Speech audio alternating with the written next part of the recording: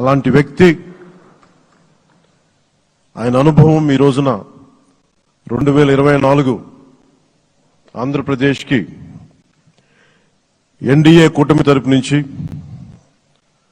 ముఖ్యమంత్రి అభ్యర్థిగా శ్రీ నారా చంద్రబాబు నాయుడు గారి పేరుని జనసేన పార్టీ పక్షాన నుంచి మేము బలపరుస్తున్నాం.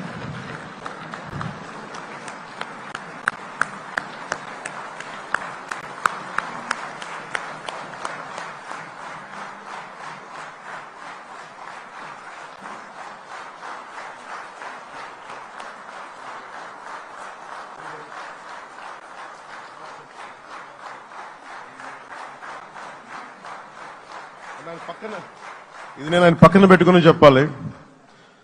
ఆయన నలిగిపోయారు. జైల్లో చూశాను ఆయన. పాపం భువనేశ్వర్ గారి బాధను చూశాను. నేను అనుకున్నాను, అమ్మ మీరు కన్నీళ్ళు పెట్టకండి, మంచి రోజులు వస్తాయని చెప్పిన మంచి రోజులు వచ్చినాయి.